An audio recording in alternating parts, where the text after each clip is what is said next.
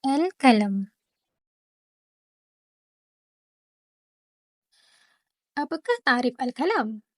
Al-Kalam adalah lafaz yang tersusun serta memberi faedah dengan bahasa yang diletakkan oleh orang Arab. Sebenarnya, takrif ni secara tidak langsung telah menyatakan syarat kalam itu sendiri.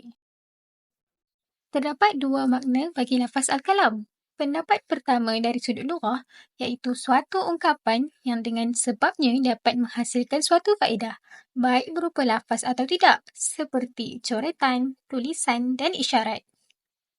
Pendapat kedua secara ilmu nahu pula harus terkumpul di dalam kalam itu empat perkara. Pertama, harus berupa lafaz. Kedua, harus murakab. Ketiga, harus memberi faedah. Dan yang keempat, harus sesuai dengan bahasa yang diletakkan oleh orang Arab. Mari kita hurai empat syarat ini dengan lebih lanjut. Syarat pertama al-lafaz, iaitu harus berupa suara yang mengandungi sebahagian huruf hijaiyah yang dimulai dari huruf alif dan diakhiri dengan huruf ya. Contohnya, Ahmad, Yaktubu, Sa'idun. Berbeza dari makna sudut lughah tadi, di sisi ilmu nahu, isyarat tidak dianggap sebagai kalam kerana isyarat bukan berupa suara yang mengandungi sebahagian huruf-huruf hijaiyah. Meskipun oleh ahli bahasa, dia tetap dinamakan kalam kerana mampu memberi faedah, iaitu makna baharu. Syarat kedua, al-murakkab, yang bermaksud ia harus tersusun dari dua kata atau lebih. Sebagai contoh, Muhammadun musafirun. Adapun satu kata tidak boleh disebut kalam menurut ahli nahu, seperti Muhammadun, kecuali jika kata itu digabungkan dengan kata lain, baik penggabungannya bersifat hakiki atau bersifat takdiri. Contoh bagi kalam murakkab bersifat takdiri. Ahmad telah bertanya kepada Ali, "Man akhuka?" Lalu Ali menjawab, "Muhammadun." Maka perkataan Muhammad ini dianggap sebagai kalam walaupun hanya terdiri dari satu perkataan. Kenapa? Kerana ditakdirkan jawapan Ali adalah sebagai Muhammadun akhi. Dari ilmu balaghah, kalam yang sudah difahami akan dimahzufkan. Maka perkataan akhi dimahzufkan kerana jawapan Ali sudah difahami bahawa nama abangnya adalah Muhammad. Kita lanjut syarat ketiga, al-mufid.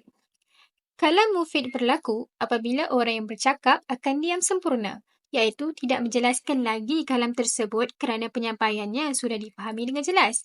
Dan orang yang mendengar kalam tersebut pula tidak akan menunggu-nunggu ucapan selanjutnya.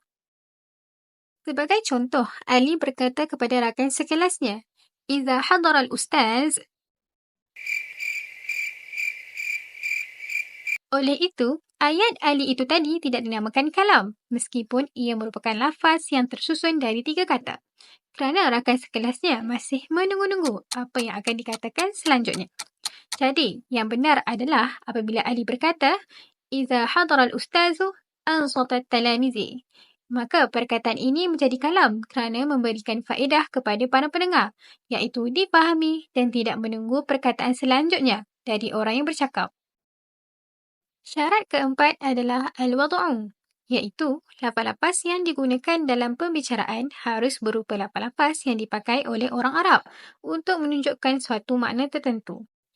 Jika bahasa yang digunakan dalam berbicara adalah bahasa ajam, iaitu bahasa asing, maka ucapan itu tidak dinamakan kalam oleh ahli bahasa Arab meskipun oleh ahli bahasa lainnya dinamakan kalam. Namun terdapat sebahagian ulama berpendapat bahawa syarat keempat ini bermaksud adalah kalam itu haruslah disertakan qasad, iaitu berniat atau bertujuan untuk berbicara. Maka perbuatan mengigau melatah tidak dikira sebagai kalam kerana ayat tersebut adalah secara tidak sedar dan tidak disertai qasad oleh orang yang bercakap. Keempat-empat syarat kalam sudah selesai dibincangkan, maka kita masuk kepada perbincangan seterusnya, iaitu anwa'ul kalam. Al-kalam terbahagi kepada 3, iaitu isim, fi'il dan huruf. Isim dari segi lughah adalah apa-apa yang menunjukkan kepada satu objek yang diberi nama. Adapun pada istilah yang telah diberi oleh ahli nahu pula, ialah satu kalimat yang menunjukkan makna ke atas dirinya dan tidak disertai dengan masa. Sebagai contoh, tufahatun. Fi'il pula ditakrifkan dari sudut lughah adalah satu peristiwa. Adapun pada sudut istilah pula adalah suatu kalimat yang menunjukkan makna ke atas dirinya dan disertai dengan salah satu dari 3 had masa, iaitu madi, istiqbal dan hal. Huruf pula bermaksud tepi dari sudut bahasa. Dari sudut istilah, huruf adalah suatu kalimat yang membawa makna hanya jika disertakan bersama dengan kalimah lain. Seperti yang telah kita bahaskan pada ta'rif fi'il sebelum ini, fi'il juga terbahagi kepada 3, iaitu al-madhi, al-mudhari' dan al-amru. Al-madhi ditakrifkan sebagai apa yang menunjukkan peristiwa yang berlaku pada masa sebelum berlakunya percakapan. Sebagai contoh, kataba yang bermaksud telah menulis. Al-mudhari' pula dimaksudkan sebagai apa yang menunjukkan peristiwa yang berlaku pada masa berlakunya percakapan ataupun yang berlaku selepasnya. Contoh, yaktubu, dia sedang atau akan menulis.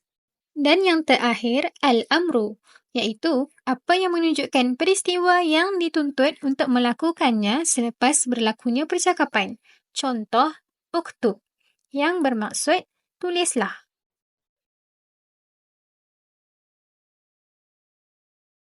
Akhirnya kita sudah berada di hujung video. Terima kasih kepada semua yang sudi menonton. Kita jumpa lagi pada next video dengan tajuk yang baru. Jangan lupa untuk support channel ini dengan like, komen dan subscribe. Bye. Assalamualaikum.